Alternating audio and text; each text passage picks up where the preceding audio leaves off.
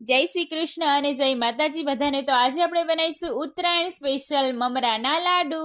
આ મમરાના લાડુ 15 જ મિનિટમાં બનીને તૈયાર થઈ જાય। તો હાલો રેસીપી જોઈ લઈએ। મમરાના લાડુ બનાવવા માટે આપણે એક કઢાઈની અંદર 2 ચમચી જેટલું ઘી નાખીશું। ઘી આપણું સારી રીતે પીગળી જાય ને એટલે એની અંદર આપણે હવા કપ જેટલો પીચેલો ગોળ નાખીશું। અહીંયા આપણે પીચેલો જ ગોળ લેવાનો હોય એટલે આપણો પાયો હોય ને એકદમ મસ્ત આવશે। તો અહીંયા આપણે ગોળ અને ઘીનો પાયો કરવાનો હોય તો 3 મિનિટ જેટલો સમય થઈ ગયો હોય અને ગોળ આપણો સારી રીતે પીગળવા માંડ્યો છે। તો હવે 5 મિનિટ જેટલો સમય થઈ ગયો છે તો હવે આપણે મિશ્રણને ચેક કરી લઈશું। પાણીમાં આ રીતે આપણે 10 સેકન્ડ જેટલું રાખીશું।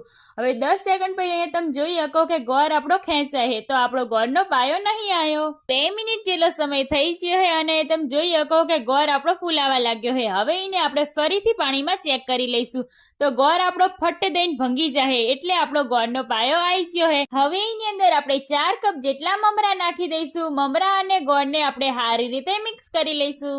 આ મિશ્રણ આપણું થોડું ગરમ હોય ને તરત જ એને આપણે લાડવા બનાવવા માંડવાના છે। અહીંયા મારી મમ્મી બનાવે છે લાડવા અને અહીંયા હું એ લાડવા બનાવું તો આ રીતના આપણે લાડવા બનાવી નાખીશું।